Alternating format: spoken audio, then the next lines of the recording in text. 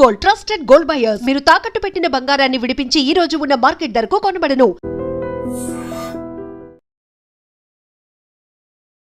విశ్వవిద్యాలయాల్లో సమానత్వాన్ని పెంపొందించేందుకు యూజీసీ తీసుకొచ్చినటువంటి నిబంధనలని సుప్రీంకోర్టు స్టే విధించింది. యాక్చువల్గా యూజీసీ 2026లో తీసుకొచ్చినటువంటి రూల్స్లో ఏముంది, సుప్రీంకోర్టు ఎందుకు కాదంటుంది? యూజీసీకి సంబంధించి తీసుకొచ్చినటువంటి సరికొత్త రూల్స్ అనేవి, అక్కడ డిస్క్రిమినేషన్ అనేది ఉంది, క్యాస్ట్ బేస్డ్గా జరుగుతోంది ఒక వివక్ష, దాన్ని తొలగించడానికి సమానత్వం కోసం స్టూడెంట్స్ అందరూ ఈక్వల్ అని చెప్పడానికే మేము రూల్స్ తీసుకొచ్చాము అని చెప్పినప్పుడు సుప్రీంకోర్టు ఎందుకు అబ్జెక్ట్ చేసింది? ఒకటి చట్టం ముందే ఉంది. ఫైనల్ ఎంక్వైరీలో డిస్ట్రిక్ట్ కలెక్టర్ ఏం చెప్పారంటే ఈజ్ నాట్ ఎ దళిత్ అని చెప్పి హైకోర్టుకి ఒక సీల్డ్ కవర్లో రిపోర్ట్ ఇచ్చారు. హైకోర్టు దాని సీల్డ్ కవర్ ఓపెన్ చేసి కరెక్ట్ అని చెప్పి that case was scrapped. Ramachandra Rao గారి మీద, దత్తాత్రేయ గారి మీద వేసిన కేసు కొట్టుపడేశారు. వివక్ష అనే దాన్ని ఇంకా ప్రోత్సహించినట్టు అవుతోంది. ప్రోగ్రెసివ్గా కాకుండా రిగ్రెసివ్ అయిపోతున్నాం, సమాజం వెనక్కి నెట్టేసే ప్రయత్నం జరుగుతుంది. ఎందుకంటే ఇప్పుడు ఇంటర్ కాస్ట్ మ్యారేజ్ గురించి మాట్లాడారు justice Surya Kant. Inter caste marriage జరుగుతుంది, ఇంటర్ రిలీజియస్ మ్యారేజ్ జరుగుతుంది, మళ్ళీ మీరు ఇట్లాంటి చట్టం తీసుకొస్తున్నారు ఎందుకు అని అడిగారు. ఇప్పుడు తీసుకొచ్చింది యూజీసీ, ఆ రూల్స్ని తీసుకొచ్చింది, స్టే విధించిందేమో సుప్రీంకోర్టు. బట్ బీజేపీ మీదకి ఎందుకు వెళ్తోంది? బీజేపీయే చేయించింది అనేది, లేకుంటే యాంటీ బీజేపీ అనేటువంటి క్యాంపెయిన్, స్లోగన్స్, ర్యాలీలు ఎందుకు కనిపిస్తున్నాయి? రాహుల్ గాంధీ క్యాంపెయిన్ మీరు చూసుంటారు. దళిత్ దళిత్ దళిత్, బీజేపీ దళితుల వ్యతిరేకంగా చేస్తున్నారు, ఎస్ఐఆర్ ప్రాసెస్లో దళితులు తీసేస్తున్నారు, దళితుల వ్యతిరేకంగా కాన్స్టిట్యూషనల్ మార్పులు తీసుకొస్తున్నారు. ఎస్సీ ఎస్టీ అబ్బాయిలకి, ఎస్పెషలీ ఎస్సీ అబ్బాయిలకి అండ్ స్పెషలీ ఓబీసీలకి సుప్రీంకోర్టు ఏం చెప్పారంటే ఒక ఇన్కమ్ లిమిట్ పెట్టాలి మీరు. నెలకు ₹1,00,000 వస్తున్నాడు, క్రీమీ లేయర్లో ఎందుకు వస్తున్నాడు అర్థం కావట్లేదు. అదే మనిషి వైట్ రేషన్ కార్డు తీసుకుంటాడు, నాకు జీతం చాలా తక్కువ అని నాకు చెప్పేసి. నమస్తే, నేను Kavitha. Welcome to I dream news and నిజాలు. విశ్వవిద్యాలయాల్లో సమానత్వాన్ని పెంపొందించేందుకు యూజీసీ తీసుకొచ్చినటువంటి నిబంధనలని సుప్రీంకోర్టు స్టే విధించింది. అది సమానత్వం కోసం తీసుకొచ్చినటువంటి నిబంధనలు అయినప్పటికీ కూడా వివక్ష ఎక్కడుంది, దాన్ని ఎలా హైలైట్ చేస్తున్నారు, సమాజాన్ని వెనక్కు తీసుకెళ్లే ప్రయత్నం మీరేమైనా చేస్తున్నారా అంటూ తీవ్రమైనటువంటి వ్యాఖ్యలు చేసింది. యాక్చువల్గా యూజీసీ 2026లో ఆ తీసుకొచ్చినటువంటి రూల్స్లో ఏముంది, సుప్రీంకోర్టు ఎందుకు కాదంటుంది? ఇది ప్రో బీజేపీయా, యాంటీ బీజేపీయా అనేటువంటి వాదనలు ఎందుకు వినిపిస్తున్నాయి? నార్త్లో విశ్వవిద్యాలయాలకు చెందినటువంటి స్టూడెంట్స్ రోడ్ల మీద ఎందుకని నిరసన దిగారు? మనతో పాటుగా ఉన్నారు సీనియర్ జర్నలిస్ట్ సురేష్ కొచ్చాదిల్ గారు. సార్ నమస్తే. యూజీసీకి సంబంధించి తీసుకొచ్చినటువంటి సరికొత్త రూల్స్ అనేవి, అక్కడ డిస్క్రిమినేషన్ అనేది ఉంది, క్యాస్ట్ బేస్డ్గా జరుగుతోంది ఒక వివక్ష, దాన్ని తొలగించడానికి సమానత్వం కోసం స్టూడెంట్స్ అందరూ ఈక్వల్ అని చెప్పడానికే మేము రూల్స్ తీసుకొచ్చాము అని చెప్పినప్పుడు సుప్రీంకోర్టు ఎందుకు అబ్జెక్ట్ చేసింది? స్టే ఎందుకు వచ్చింది అసలు? అక్కడ ఒకటి చట్టం ముందే ఉంది. 2012లో ఒక చట్టం తీసుకొచ్చాము, that is still in force. In fact ఇది స్టే చేసినప్పుడు సుప్రీంకోర్టు రివర్ట్ చేశారు. ఆ పాత చట్టం ఇంకా ఉంటుంది, మొత్తం చట్టం తీసేయలేదు ఇప్పుడు దాకా. ఆ చట్టం కింద ఇంత స్ట్రిక్ట్ కండిషన్స్ లేకుండే. ఈ బేస్ కేసు ఎక్కడ మొదలైందంటే రోహిత్ వెముల వాళ్ళ అమ్మగారు సుప్రీంకోర్టులో కేసు వేశారు. ఆమె దానికన్నా ముందు హైదరాబాద్ సెంట్రల్ యూనివర్సిటీ వైస్ ఛాన్సలర్కి, దాని తర్వాత తెలంగాణ, అప్పుడున్న ఉమ్మడి ఆంధ్రప్రదేశ్ హైకోర్టు, తర్వాత తెలంగాణ హైకోర్టులో కేసు వేశారు. కానీ ఆమె కేసు అప్పుడు కొట్టిపడేశారు. ఎందుకంటే అప్పుడున్న దాని తర్వాత వచ్చిన గవర్నమెంట్ వాళ్ళు ఒక ఎంక్వైరీ ఆర్డర్ చేశారు రోహిత్ వెముల సూసైడ్ మీద. ఎందుకు చేశారు? ఎందుకంటే రోహిత్ వెముల సూసైడ్ నోట్లో చాలా క్లియర్గా ఎస్ఎఫ్ఐని బ్లేమ్ చేశారు, సిపిఎం పార్టీ యూత్ వింగ్ని బ్లేమ్ చేశారు. వాళ్ళు చేసిన కుట్రతోనే నేను సూసైడ్ చేసుకుంటున్నానని చెప్పి ఇండైరెక్ట్గా ఒక హింట్ ఇచ్చారు. దాంట్లో ఎక్కడ ఏబీవీపీ కానీ, బండారు దత్తాత్రేయ పేరు కానీ, రామచంద్రరావు గారి పేరు ఎక్కడ చెప్పలేదు. కానీ వీళ్ళందరి మీద కేసు వేశారు అప్పుడు పోలీసులు. పెద్ద గొడవ జరిగింది. మన తర్వాత వీళ్ళ క్యాస్ట్ గురించి ఎంక్వైరీ చేస్తే వీళ్ళ తమ్ముడు దళిత్ కాదు, వీళ్ళ అమ్మగారు married into Dalit this one అని చెప్పి అది ఉంది. కానీ అది ప్రూవ్ చేయలేదు, వడ్డెర కమ్యూనిటీ ఏదో ఉన్నారు వాళ్ళు. అవును. ఫైనల్ ఎంక్వైరీలో డిస్ట్రిక్ట్ కలెక్టర్ ఏం చెప్పారంటే ఈజ్ నాట్ ఎ దళిత్ అని చెప్పి హైకోర్టుకి ఒక సీల్డ్ కవర్లో ఇచ్చారు, వాళ్ళు రిపోర్ట్ ఇచ్చారు. హైకోర్టు దాని సీల్డ్ కవర్ ఓపెన్ చేసి కరెక్ట్ అని చెప్పి that case was scrapped. Ramachandra Rao గారి మీద, దత్తాత్రేయ గారి మీద వేసిన కేసు కొట్టుపడేశారు. దాని తర్వాత ఇప్పుడు కూడా నేను మొన్న కూడా ఒక టెలివిజన్ డిబేట్లో ఇంగ్లీష్ ఛానల్ చెప్పాను, అగైన్ దళిత్ దళిత్ దళిత్ అని యూజ్ చేస్తున్నారు. Rohith Vemula was not Dalit. సరే అక్కడి నుంచి మొదలవుతుంది కేసు అంతా. దాని తర్వాత ఆమె సుప్రీంకోర్టుకి వెళ్ళి ఇట్లాంటి దళిత్ పిల్లలకి చాలా మటుకు అన్యాయం చేస్తున్నారని చెప్పి సుప్రీంకోర్టు ఒక నిర్ణయం తీసుకోవాలి. సుప్రీంకోర్టు యూజీసీ దగ్గర ఏం చెప్పారంటే మీరు అప్రోప్రియేట్, క్రూషియల్ వర్డ్ ఇది అప్రోప్రియేట్ అయిన రెగ్యులేషన్స్ పెట్టండి అన్నారు. కానీ వాళ్ళు చేసిన రెగ్యులేషన్ మనకు తెలిసిందే, వన్ సైడెడ్ అయిపోయింది మొత్తం. దాంట్లో స్ట్రేంజ్లీ కవిత గారు మీరు అబ్జర్వ్ చేస్తుంటారు, రేస్ అండ్ జెండర్ అని ఉంది దాంట్లో. కానీ it is race and gender meant only for SC, ST and OBC. ఒక అమ్మాయి non OBC, non SC, non ST category నుంచి ఒక అమ్మాయిని ఎవరైనా హరాస్ చేస్తే, ఫార్వర్డ్ క్యాస్ట్ హరాస్ చేస్తే అది కేసు కాదు. అప్పుడు ఆర్జికార్ కేసు కలకత్తాలో జరిగిన మెడికల్ కాలేజ్లో జరిగిన రేప్ అండ్ మర్డర్ మనకు తెలిసిందే. అమ్మాయి దళిత్ కాదు కదా, కానీ జరిగింది కదా అప్పుడు కూడా. అప్పుడు ఎవరు ఆ చట్టం కింద రాదు, అది నిర్భయ కేసు అంటారు. అప్పుడు Nirbhaya case is a separate thing.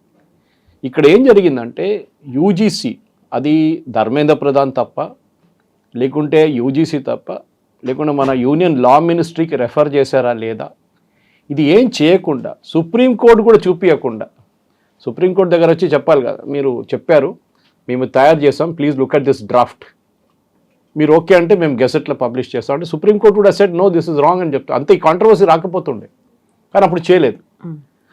దీంట్లో ఎస్ యూజీసీ ఓవర్ సైట్ ఉండే, కానీ అన్నిటికన్నా ఇంట్రెస్టింగ్ ఏంటంటే ఇదే సెంట్రల్ గవర్నమెంట్ సుప్రీంకోర్టులో ఒక అఫిడవిట్ ఫైల్ చేశారు, మేము యూజీసీనే స్క్రాప్ చేసేస్తున్నామని చెప్పి.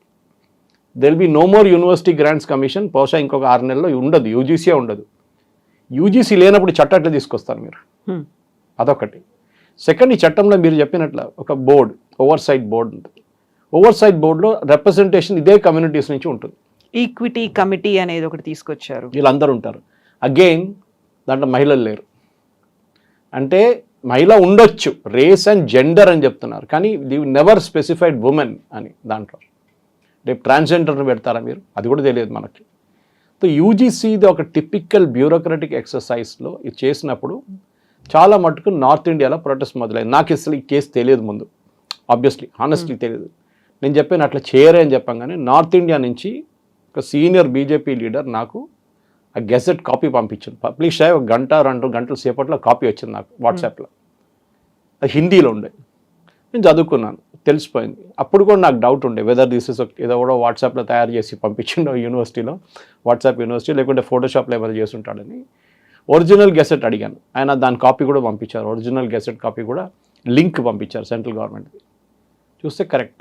అప్పుడే నాకు డౌట్ వచ్చింది ఇది ఎందుకు చేశారు. దాని తర్వాత మనకు తెలిసిందే నార్త్ ఇండియాలో చాలా చోట్ల, ప్రయాగ్రాజ్ కానీ వారణాసి కానీ ఇట్లాంటి చోట్ల ప్రొటెస్ట్ మొదలయ్యాయి. నిన్న మా తెలిసిన ఒక హైదరాబాద్ నుంచి ఒక జై శ్రీరామ్ సపోర్టర్, చాలా హార్డ్ కోర్, పాపం కష్టపడతాడు, చాలా కష్టపడతాడు పనిచేయడానికి. మన ఈ ఆవుల్ని ట్రాన్స్పోర్ట్ చేస్తున్నప్పుడు ఆ బస్సు, ఆ లారీలని పట్టుకోవడానికి అంతా పనిచేస్తాడు. డబ్బులు ఉన్నాడు, పోలీస్ స్టేషన్కి వెళ్ళాడు, కేసులు పడ్డాడు, అన్నీ చేశాడు. ఇట్లా ఆ అబ్బాయి నాకు ఫోన్ చేసి, సురేష్ గారు ప్రొటెస్ట్ జరిగింది నార్త్ ఇండియాలో, సౌత్ ఇండియాలో జరగలేదే, మధ్యప్రదేశ్లో జరగలేదే, గుజరాత్లో ప్రొటెస్ట్ జరగలేదు, యూపీ అండ్ బీహార్ ఇక్కడ 2 చోట్లనే ప్రొటెస్ట్ జరిగింది, ఎందుకు అని. మనందరికి గుర్తుంటుంది మండల్ కమిషన్ రిపోర్ట్ వచ్చినప్పుడు, బీసీలకు సంబంధించినటువంటి విభజన జరగడానికి విపి సింగ్ గవర్నమెంట్ ఉండే. ఆ మండల్ కమిషన్ టైంలో కూడా ఇట్లానే రాజీవ్ గోస్వామి మీకు గుర్తుంటుంది, ఈ పెట్రోల్ పోసుకొని ఆత్మహత్య చేసుకున్నాడు. ఇన్ఫ్యాక్ట్ 60 మంది ఆత్మహత్య చేసుకున్నారు, ఆయన ఒక్కరే కాదు కానీ, but he was the first. దానికోసం పబ్లిసిటీ వచ్చి he became a role model. ఆ పిక్చర్ చాలా సంవత్సరాలు తిరిగింది సోషల్ మీడియాలో. అప్పుడు సోషల్ మీడియా లేకుండా అనుకోండి, ప్రింట్ మీడియాలో చాలా తిరిగింది. అది వీడియోలో కూడా అప్పుడప్పుడు చూపిస్తుంటారు. గోస్వామి చనిపోయారు. మండల్ కమిషన్ వ్యతిరేకంగా ప్రొటెస్ట్ ఒక మూమెంట్గా టేక్ ఓవర్ చేసుకుంది అక్కడి నుంచి. అదే ఇప్పుడు కూడా జరిగింది. సో అప్పుడే నాకు డౌట్ వచ్చింది. నేను చాలా మటుకు అప్పుడు నేను మాట్లాడలేదు దీని గురించి, ఎందుకంటే మనకు మొత్తం తెలియదు ఏం జరగబోతుంది అనేది.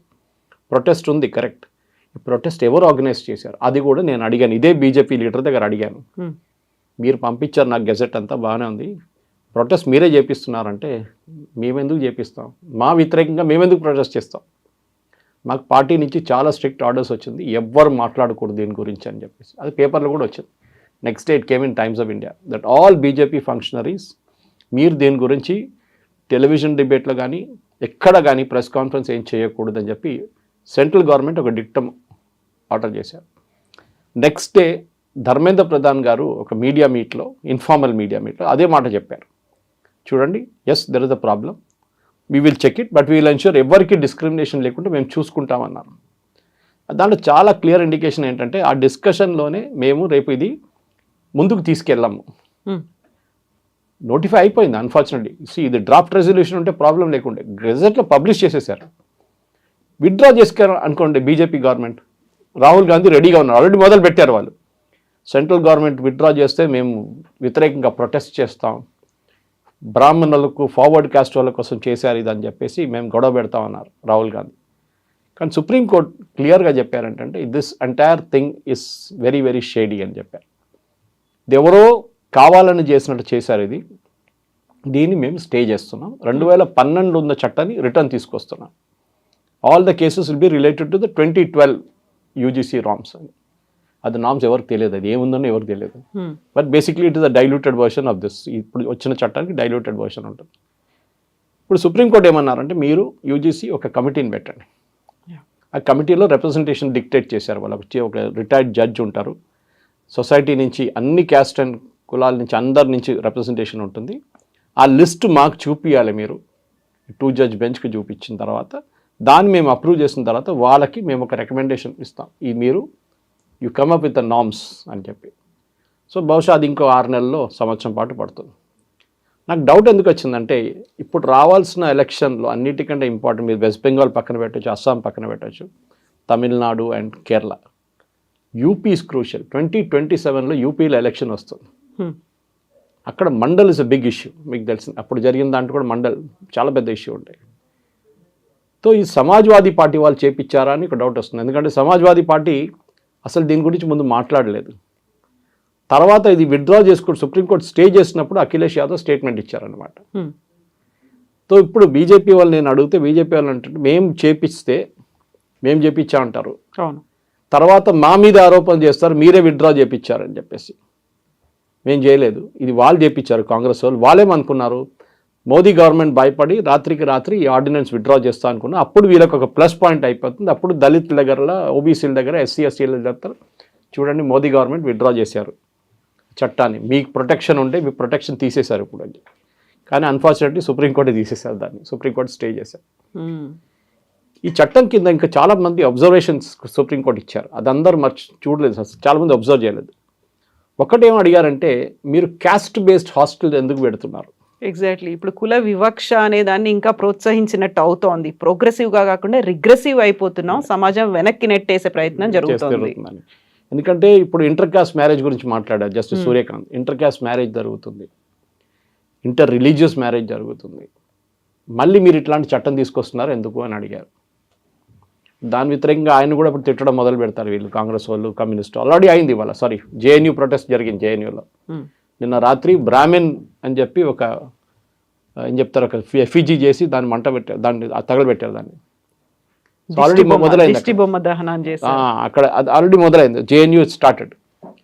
సో డెలిబరేట్గా ఒక కమ్యూనిటీని, బ్రాహ్మిన్ కమ్యూనిటీని టార్గెట్ చేస్తున్నారు దీంట్లో. ఇట్స్ నాట్ ఓన్లీ బ్రాహ్మిన్ కదా, I'm from Kshatriya caste from Kerala, OBC. So నాకు అది ఓబీసీ కాదు కదా మాది, we're non OBC, Kshatriya caste. Nair Menon is a non OBC caste. అప్పుడు మమ్మల్ని కూడా మీరు బ్రాహ్మిన్స్లో కలిపేస్తారా? కాదు కదా. సో ఇట్లాంటి పరిస్థితుల్లో కవిత గారు, దిస్ ఎంటైర్ చట్టం కింద వచ్చిన ఒక అడ్జంక్ట్ చాలా ఇంపార్టెంట్ వస్తుంది. ఏంటంటే separate hostel for Muslim children అని వీళ్ళు పెట్టారు, మీకు గుర్తుంటుంది మీరు, అది మద్రసా కింద వస్తుంది. ఇప్పుడు దాన్ని కూడా క్వశ్చన్ చేయాల్సి వస్తుంది. How are you allowing that? మీరు సపరేట్ కాలేజ్ ఫర్ ముస్లిమ్స్ మీరు ఎట్లా అనుమతిస్తున్నారు? అది ఇదంతా ఇప్పుడు దీంట్లో వస్తుంది, ఆలోచించండి. So what I'm trying to say, ఒక క్యాస్ట్ కమ్యూనిటీ కాకుండా, ఫర్ ఎగ్జాంపుల్ ఓబీసీ ఉన్న తెలంగాణలో ఆంధ్రాకి వెళ్ళినప్పుడు ఓబీసీ ఉండదు, అది మారుతున్నాయి. అప్పుడు కేసు ఎట్లా అవుతుందని చెప్పండి. How will it become a case? ఇక్కడ ఉన్న ఒక అబ్బాయి అక్కడ ఉన్న ఇంకొక అబ్బాయి మీద ఆరోపణ చేశారు, ఏదో చేశారు అని చెప్పి కేసు వేస్తే ఇక్కడ ఉంటుంది, అక్కడ ఉండదు. How is UGC responsible for this? నేను అదే మళ్ళీ అడుగుతున్నా. యూజీసీ దగ్గర రెగ్యులేషన్ ఫ్రేమ్ చేయమంటే వాళ్ళు ఎందుకు చేశారు ఇట్లాంటి పని? This is the question I want to ask. Non OBC క్యాస్ట్లు, నాన్ ఎస్సీ, నాన్ ఎస్టీల మీద మీరు కావాలని చెప్పి, రేపు హైపోథెటికల్ సిచ్యువేషన్ తీసుకుందాం. ఎగ్జామ్ జరుగుతుంది, ఎగ్జామ్లో ఒక చీటింగ్లో పట్టుకున్నారు. He turns out to be a OBC, hypothetical.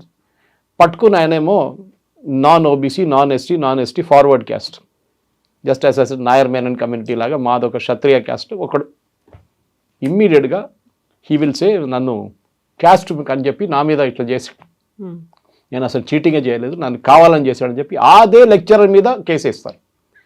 నాకు చెప్పండి, ఏ లెక్చరర్ గట్స్ ఉంటుంది వాళ్ళకి ట్యాకిల్ చేయడానికి? లేకుంటే మొబైల్ ఫోన్ యూజ్ చేస్తున్నాడు ఎగ్జామ్లో, ఏదైనా ఉండొచ్చు. ఎగ్జామ్లో మార్కులు తక్కువ ఇచ్చారు, అయిపోయింది కేసు, నెక్స్ట్ డే. ఇది జరుగుతుంది. సో షియర్ హరాస్మెంట్ మొదలవుతుంది అనమాట యూనివర్సిటీస్లో.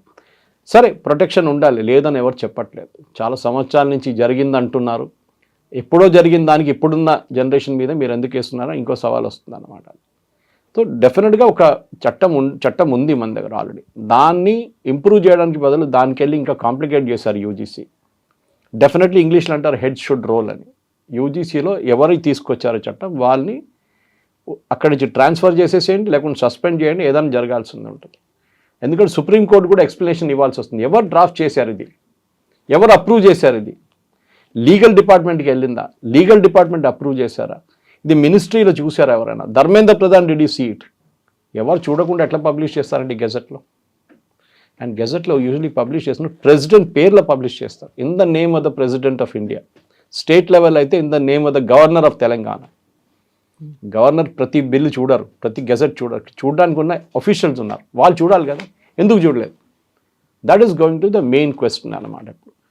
ఇప్పుడు మనం చూద్దాం, బికాజ్ సుప్రీంకోర్టు ఇంకా నెక్స్ట్ హియరింగ్లో దీని కమిటీని తీసుకొస్తారా, కమిటీ ఎట్లా ఉంటుందో, కమిటీ ఎట్లాంటి రికమెండేషన్ చేస్తారో చూడాల్సింది అనమాట.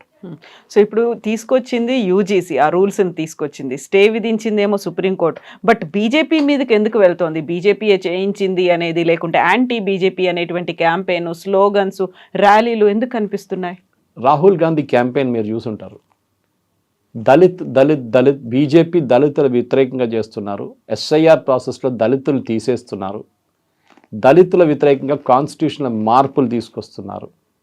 ఇదంతా ఎవరు చెప్పారు? Rahul Gandhi and his party. So ప్రొటెస్ట్లో కూడా ఈసారి చూడండి మీరు, అక్కడ యూపీలో ప్రొటెస్ట్ ఎందుకు జరిగింది? ఎందుకంటే Yogi Adityanath is an OBC. మహాంత్ ఉండొచ్చు కానీ is an actually an OBC. ఆయన చెప్పారు కదా.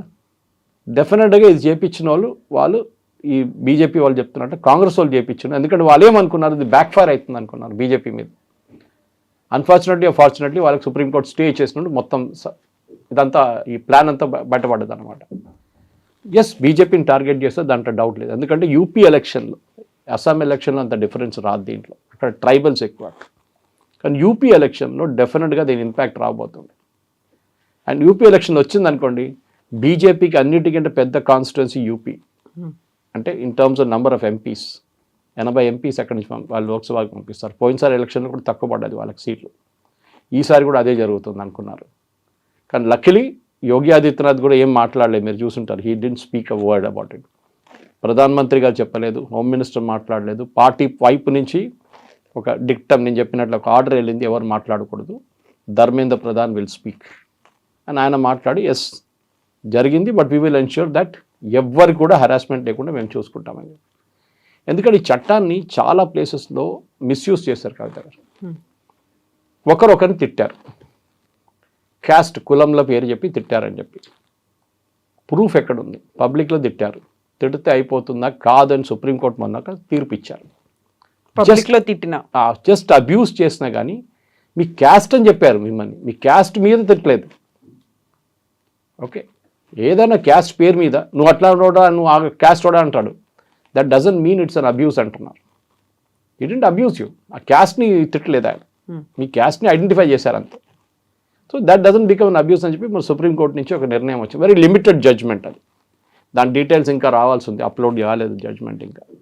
కానీ దాంట్లోనే వస్తుంది మీకు that it is tend to prone to misuse. చాలా కేసులు జరిగింది, మీరు చూసుంటారు. సుప్రీంకోర్టు, హైకోర్ట్స్లో కూడా ఈ ఎస్సీ ఎస్టీ కేసెస్ చాలా మట్టుకు వచ్చినప్పుడు తర్వాత దాన్ని కొట్టిపడేస్తారు. ఎందుకంటే ఇద్దరు దాని మీట్లో గొడవ జరిగిందండి, ఒక విలేజ్లో లేకుంటే ఒక కాలనీలో ఇద్దరు మాట్లాడుకుంటూ ఏదో చెప్పుంటారు. ఇమ్మీడియట్గా పోలీస్ స్టేషన్కి వెళ్ళి ఎస్సీ ఎస్టీ క్యాట్. ఇప్పుడు కొత్త ఆర్డర్ ప్రకారం I think that was last supreme court judgement, DCP level or DSP level, I don't remember which it is, ఆ లెవెల్లో ఉన్న పోలీస్ ఆఫీసర్ ఇది ఇన్వెస్టిగేట్ చేయాలి, ఏదో లో లెవెల్ కానిస్టేబుల్ కాదు.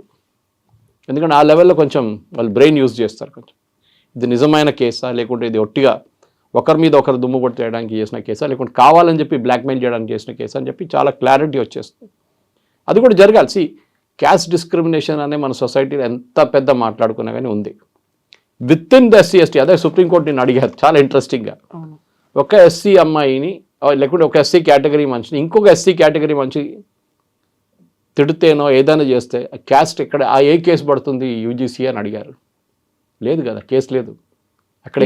కానీ బోల్డ్ అండ్ సెక్స్ అనేవి అందులో ఉన్నాయి కాబట్టి ర్యాగింగ్ చేసినప్పుడు దాంట్లో 3 ఓబీసీలు, 5 మంది ఫార్వర్డ్ క్యాస్ట్లు, ఇక్కడ 2 ఓబీసీలు, ఒక ఎస్సీ ఒక ఎస్టీ, 5 ఫార్వర్డ్ క్యాస్ట్ అమ్మాయిలు ఇటు ఉన్నారు. ఇద్దరిలో మిక్స్ ఉన్నారు పాపులేషన్. ఎవరి మీద కేసు పెడతారు ఇప్పుడు? ఆ ఉన్న దాంట్లో ఓన్లీ ఫార్వర్డ్ క్యాస్ట్ మీద పెడతారా మీరు? ఇక్కడ కూడా అదే కదా. So the same problem happens. Ragging is the most common thing. మనం అందరూ we all went through the process. College హాస్టల్లో ఉన్నప్పుడు జరిగింది అది, దాని డౌట్ లేదు. కానీ అప్పుడు కూడా అక్కడ నేను చెన్నైలో ఉన్నప్పుడు, నా హాస్టల్లో ఉన్నప్పుడు రిలీజియన్ కానీ క్యాస్ట్ మీద ఎక్కడ తిట్టలేదు. సరే ఎక్కడి నుంచి వచ్చావురా నువ్వు, కేరళ నుంచి వచ్చావా, తెలంగాణ నుంచి వచ్చావా? అప్పుడు తెలంగాణ లేకుండా ఉమ్మడి ఆంధ్రప్రదేశ్, ఆంధ్ర వాళ్ళ అని అంటారు. Okay, we took it in the right spirit. కానీ దాన్ని ఒక లక్ష్మణ్ రేఖ క్రాస్ చేస్తేనే ఈ ప్రాబ్లం వస్తుంది. రెడ్ లైన్ ఉంటుంది. ఆ రెడ్ లైన్ ఇస్ ఒక మనిషిని ఇంకొక దాన్ని. ఇప్పుడు కూడా చూడండి కవిత, నేను జర్నలిస్ట్గా ఉన్నప్పుడు కర్ణాటక తిరుగుతుండే చాలా మటుకు. ఆ టైంలో దావంగిరే, షిమోగా, ఇంటీరియర్ కాన్స్ట్, అక్కడ ఈ 2 క్లాస్ సిస్టమ్ ఉంటుండే, 2 క్లాస్. మన తెలంగాణలో కూడా ఉండేది. నేను ఫస్ట్ షాక్ అయ్యాను చూసేది, ఏంట్రా ఈ 2 టంబ్లర్ల సిస్టమ్ ఏంటని చెప్పేసి. అప్పుడు నాకు తెలిసింది దిస్ ఇస్ విలేజెస్ ఇప్పుడు కూడా ప్రెవలెంట్ ఉంది ఆ సిస్టమ్ అని. తర్వాత ఇప్పుడు అఫ్కోర్స్ ఇప్పుడు దాన్ని ఇల్లీగల్ చేసేసారు, ఇప్పుడు లేదు అది సిస్టమ్. అది కాకుండా పిల్లలు, నేను ఇప్పుడు కూడా చెప్తాను మీకు, నేను మొన్న డిబేట్లో అడిగాను నేను ఇదే ప్రశ్న. ఎస్సీ ఎస్టీ అబ్బాయిలకి, ఎస్పెషలీ ఎస్సీ అబ్బాయిలకి అండ్ స్పెషలీ ఓబీసీలకి సుప్రీంకోర్టు ఏం చెప్పారంటే ఒక ఇన్కమ్ లిమిట్ పెట్టాలి మీరు అని. 30 లక్షల శాలరీ వస్తున్న వాళ్ళకి లేకుంటే ఆదాయం ఉన్న వాళ్ళకి ఎందుకు రిజర్వేషన్ అని సుప్రీంకోర్టు అడిగారు. ఇవాళ దాకా దాన్ని ఇంప్లిమెంట్ చేయలేదు. క్రీమీ లేయర్ అని చెప్తారు దాన్ని. క్రీమీ లేయర్ 5 లక్షలు పెట్టారు, దాన్ని మళ్ళీ 8 లక్షలు చేశారు, దాన్ని మళ్ళీ 12 లక్షలు చేశారు. మళ్ళీ ఇప్పుడు ఏం ఫైదా? నెలకు ₹1,00,000 వస్తున్నాడు, క్రీమీ లేయర్లో ఎందుకు వస్తున్నాడు అర్థం కావట్లేదు. అదే మనిషి వైట్ రేషన్ కార్డు తీసుకుంటాడు, నాకు జీతం చాలా తక్కువ అని చెప్పేసి, సంవత్సరానికి ₹1,00,000 కూడా లేదని చెప్పి, ఇక్కడేమో ₹1,00,000 జీతం ఉంది ఆయనకి. సో ఈ ఇన్కమ్ లిమిట్ కూడా ఒకసారి రిజర్వేషన్ వస్తే మళ్ళీ ఇవ్వకూడదని చెప్పి సుప్రీంకోర్టులో కూడా చెప్పారు. దీనికన్నా ముందున్న చీఫ్ జస్టిస్ చెప్పారు దట్ నాకు ఆల్రెడీ మా ఫ్యామిలీకి రిజర్వేషన్ వచ్చేసింది, మిగతా వాళ్ళకి రాకూడదు, వాళ్ళ దాంట్లోనే పేదోళ్ళకి ఇస్తాం. It is not that you don't want give it to that category. మొన్న ఇంకొక కేసు ఒకటి వచ్చింది కవిత గారు, మీరు వినుంటారు. ఈ was it an engineering or medicine, నాకు గుర్తులేదు ఎగ్జాక్ట్లీ. ఒక రిజర్వ్డ్ కేటగిరీ అబ్బాయి జనరల్ కేటగిరీ ర్యాంక్లో చాలా మంచి ర్యాంక్ వచ్చింది ఆమెకి. Okay, so she said I don't want my reservation, నేను జనరల్ కేటగిరీలో తీసుకుంటాను. సో జనరల్ కేటగిరీలో కొంతమంది కోర్టుకి వెళ్ళారు, మాకు దెబ్బ పడుతోంది, ఆమెకి రిజర్వేషన్ ఉంది, ఆమెకు ఆ రిజర్వ్ కేటగిరీలో ఆ సీట్ వస్తుంది, అది అక్కడ పక్కన పెట్టేసి ఆమె ఇక్కడికి వస్తుంది. సుప్రీంకోర్టు సెడ్ సారీ, జనరల్ కేటగిరీలో ఆమెకు మెరిట్ వస్తే she is every right to take it అని చెప్పారు. అది డిస్ప్యూటెడ్, ఎందుకంటే మీకు either you take reservation or you don't take reservation. అది సుప్రీంకోర్టులో వచ్చిన ఆ రోజు వచ్చిన కేసు లాజిక్. వాళ్ళు ఏమన్నారు, కాదు, అమ్మాయికి మంచి ర్యాంక్ వస్తే ఆమె జనరల్ కేటగిరీలో తీసుకుంటుంది, ఇక్కడ రిజర్వ్ కేటగిరీలో ఆమెకు అక్కర్లేదు, ఆ సీట్ వేకెంట్ అయిపోతే ఇంకొకరికి వస్తుంది ఆ సీట్. జనరల్ కేటగిరీలో ఏమంటున్నారు, మాదొక సీట్ పోయింది. So it's always a matter of dispute. ఇది నడుస్తూనే ఉంటుంది. ఏం చెప్తారు, ఇంకొక 100 సంవత్సరాల తర్వాత కూడా మనం ఇదే డిబేట్ చేసుకుంటూ ఉంటాం. మనం ఉండం కానీ ఇంకెవరో డిబేట్ చేస్తుంటారు, that is it fair or not fair అనేది. రిజర్వేషన్ ఒకసారి ఒక ఫ్యామిలీకి ఐఏఎస్ వచ్చిందో, ఐఎఫ్ఎస్ వచ్చిందో, ఐపీఎస్ వచ్చిన తర్వాత అదే ఫ్యామిలీ వాళ్ళు మళ్ళీ రిజర్వేషన్ తీసుకోవాలన్నా వద్దా, అదొకటి వస్తుంది. ఆ కేటగిరీలో పేదోళ్ళు ఉంటారు, వాళ్ళకి ఇవ్వండి. Poorest of the poor should get, వాళ్ళకి ఇప్పుడు కూడా రావట్లేదు. మీరు చూడండి, మళ్ళీ డిబేట్లో ఒకరు వచ్చి ఐఐటీలో చూడండి సూసైడ్స్ జరుగుతుంది, అందరూ ఎస్సీ ఎస్టీ వాళ్ళు సూసైడ్ చేసుకుంటున్నారు. నేను చెప్పాను, డేటా అడిగాను నేను, అంత డేటా ఏం లేకుండే, ఒట్టిగా స్టేట్మెంట్ కొట్టిన ఒకటి. నేను చెప్పాను ఐఐటీలో సూసైడ్ చేస్తుంది అంటే జనరల్ కేటగిరీ స్టూడెంట్స్ కూడా ఉన్నారు, nothing to do with caste. అవును, ప్రెషర్ ఎక్కువ ఫీల్ అవుతున్నారు. చాలా అభిమన్యుని మీరు చక్రవ్యూహలో పంపించిన సిచ్యువేషన్ అది. నారాయణ చైతన్య తయారు చేసి పంపించేస్తారు. You don't know how to get out of it. That is the problem. I'm కూడా అంతే, యూ విత్ ద బెస్ట్. మీరు తట్టుకోలేరు ఆ ప్రెషర్. అది జనరల్ కేటగిరీ అని చూడరు, అక్కడ ఎస్సీ అని చూడరు, ఎస్టీ అని చూడరు. మొన్న ఇంకొక ఇన్స్టెన్స్ వచ్చింది, అది కూడా ఆ డిబేట్లో వచ్చింది. -40% మార్క్ ఉన్న పీజీ నీట్ ఎగ్జామ్లో రిజర్వ్డ్ కేటగిరీలో ఒక కేటగిరీ వాళ్ళకి -40 మార్క్స్ వచ్చిన వాళ్ళకు కూడా పీజీలో ర్యాంక్ ఇచ్చారు వాళ్ళు. సెకండ్ ర్యాంక్ లిస్ట్, ఎందుకంటే వాళ్ళు ఫస్ట్ దాన్ని డైల్యూట్ చేశారు కొంచెం, ఎందుకంటే ఇంకా 1000, 2000, 9000 సీట్లు మిగిలిపోయినాయంట. దానికోసం వాళ్ళు ర్యాంకులు తగ్గించారు, అన్ని కేటగిరీ తగ్గించారు, ఇంక్లూడింగ్ జనరల్ కేటగిరీ. కానీ అన్నిటికంటే ఎక్కువ ఒక కేటగిరీకి ఇచ్చారు, వాళ్ళకి -40. ఎగ్జామ్లో 100 మార్కులు రాకుండా అది ఎందుకంటే నెగటివ్ ర్యాంకింగ్ ఉండే దాంట్లో. మీకు నెగటివ్ ర్యాంకింగ్ వస్తే ఆ నెగటివ్ ర్యాంకింగ్ని డైల్యూట్ చేసి 0 తీసుకొస్తున్నారు. వాళ్ళ లాజిక్ అది ఉండే, అది కరెక్ట్ అన్నాడు. అప్పుడు ఎవడో కామెంట్ కొట్టాడు దాంట్లో, అంటే ఇట్లాంటి డాక్టర్లే నన్ను ఆపరేట్ చేస్తారా రేపొద్దున మేము వీళ్ళ చేతుల్లో ఉండాలా? ఎంబీబీఎస్ చేసినోడే కదా పీజీ రాస్తాడు, ఎంబీబీఎస్ పాస్ అయినోడే కదా పీజీ రాసేది. So he's the basic doctor at least, whether is SC ST or OBC we don't care. కానీ ప్రాబ్లం ఎక్కడ ఉంటే ఒక రిలీజియస్ కరెక్షన్ కానీ, ఎందుకంటే దీంట్లో కూడా మీరు చూస్తుంటారు కేరళలో, ఈవెన్ తెలంగాణలో కూడా ముస్లిమ్స్కి రిజర్వేషన్ ఇస్తున్నారు. వేరేజ్ అంబేద్కర్ గారు ఏం చెప్పారు, దట్ రిలీజియస్ బేస్డ్ రిజర్వేషన్ ఉండకూడదు. హిందూ కమ్యూనిటీలోనే, హిందూ సొసైటీలోనే ఈ ఎస్సీ ఎస్టీ ఇట్లాంటి క్యాస్ట్ డిస్క్రిమినేషన్ ఉంది. సో వాళ్ళకు కూడా మనం రిజర్వేషన్ ఇవ్వాలి 10 సంవత్సరాలకి అని చెప్పి అంబేద్కర్ గారు పెట్టారు. కానీ దాని తర్వాత ఎవరు దాన్ని తీయరు కూడా. నెక్స్ట్ 200 కాదు 300 సంవత్సరాల దాకా అది అట్లనే ఉండిపోతుంది reservation. That it is not still, ఇంకా కాలేదు, ఇంకా డిస్క్రిమినేషన్ ఉందంటారు కొంతమంది. మేబీ పాసిబుల్ ఉండొచ్చు. కానీ ఈ జరుగుతున్న దాంట్లో ముస్లిం రిజర్వేషన్ మీరు ఎట్లా ఇస్తున్నారు? కేరళలో కన్వర్టెడ్ క్రిస్టియన్స్కి రిజర్వేషన్ ఇస్తారు. వాళ్ళ కార్పొరేషన్ ఉంది ఒకటి, కన్వర్టెడ్ క్రిస్టియన్స్ ఫైనాన్స్ కార్పొరేషన్. ఆలోచించండి, అంటే యు ఆర్ ఎంకరేజింగ్. ఇంకొక ఇంట్రెస్టింగ్ కేసు నిన్న సుప్రీంకోర్టులో వచ్చింది ఇదే టైంలో, 2 రోజుల ముందు. హర్యానా నుంచి ఒక చాలా ఫార్వర్డ్ క్యాస్ట్ నుంచి వచ్చిన ఆ కమ్యూనిటీ పేరు నాకు గుర్తులేదు, కానీ చీఫ్ జస్టిస్ గుర్తుపట్టారు, బికాజ్ హీఈస్ ఫ్రమ్ హర్యానా. ఒక అమ్మాయి వాళ్ళ తమ్ముడు ఇద్దరు కలిసి సుప్రీంకోర్టుకు వచ్చి, మేము నీట్ ఎగ్జామ్ రాసాము, మాకు మంచి ర్యాంక్ రాలేదు, కానీ మేము అప్పుడు దాకా కన్వర్ట్ అయిపోయాం బుద్ధిజంకి, ఇప్పుడు మాకు ఆ బుద్ధిజం మైనారిటీలో వస్తుంది, సో మాకు సీట్ కావాలి నీట్లో అని చెప్పి సుప్రీంకోర్టుకు వచ్చారు. ఎందుకంటే నీట్ వాళ్ళు అప్రూవ్ చేయలేదు.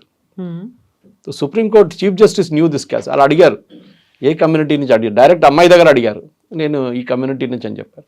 ఇది ఫార్వర్డ్ క్యాస్ట్ కమ్యూనిటీ కదా అన్న, కరెక్ట్ అన్నారు. మళ్ళీ ఎగ్జామ్ రాసినప్పుడు ఏ కమ్యూనిటీ కింద రాసామని అడిగారు, మా కమ్యూనిటీ కింద రాశాను. ఎగ్జామ్ తర్వాత ఏమైందని అడిగారు, నేను నా రిలీజియన్ మార్చుకొని బుద్ధిజంకి వెళ్ళిపోయాను. అప్పుడు చీఫ్ జస్టిస్ అన్నారు, this is a big new fraud అన్నారు.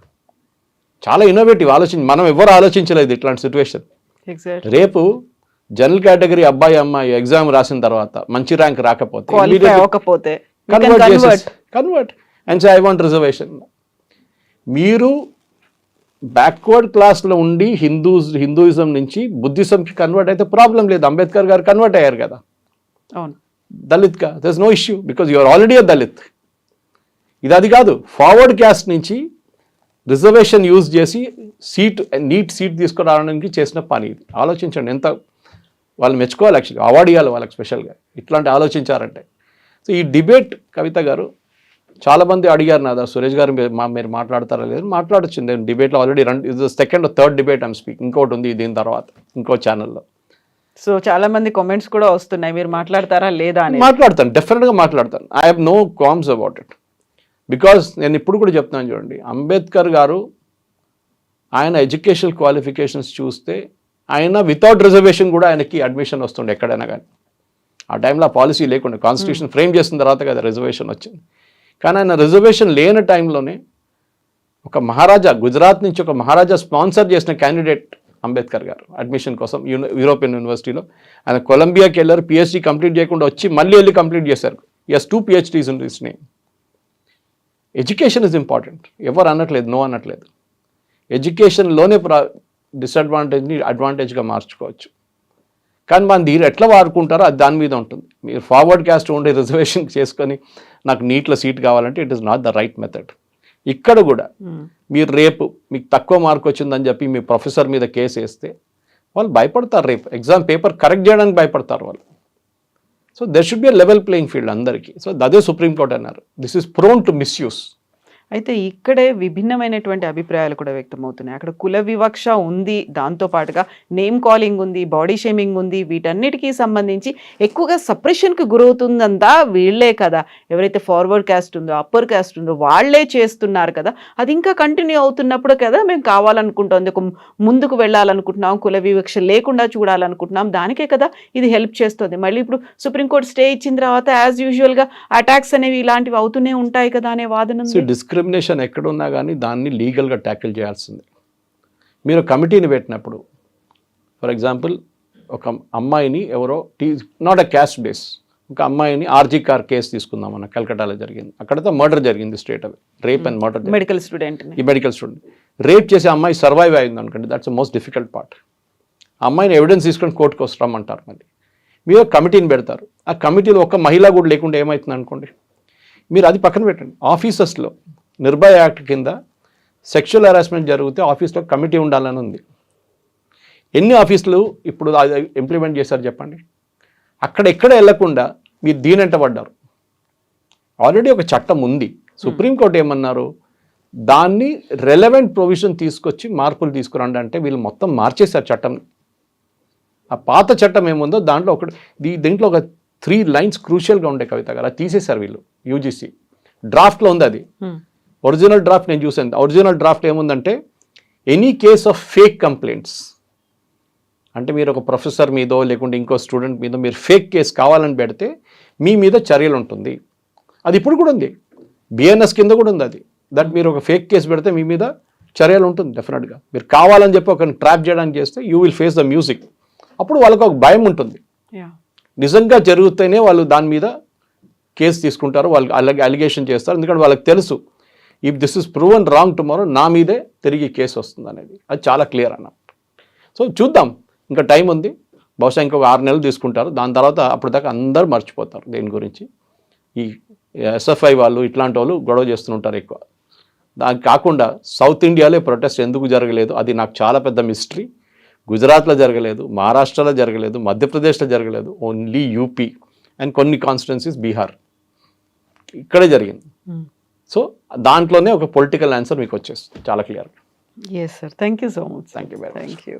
And for more videos, Please subscribe to iDream. Please subscribe to iDream. Please subscribe iDream. And please subscribe to iDream.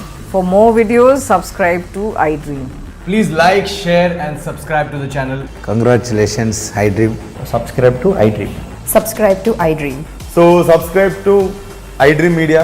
iDream team andarki huge congratulations. Please subscribe iDream Media. Please subscribe to iDream. Subscribe iDream. Please subscribe to iDream. iDream అంటే నా కళల ఛానల్ను subscribe చేసుకున్న నోరు తిరుగుతలేదు, మీరైతే గంట గుర్తు కొట్టండి. For more such videos, please subscribe to iDream. Subscribe to iDream. Please subscribe to iDream. Please subscribe iDream Media. Please do subscribe to iDream. Please subscribe to iDream Media. For best entertainment and information, please subscribe iDream. And don't forget to subscribe to iDream.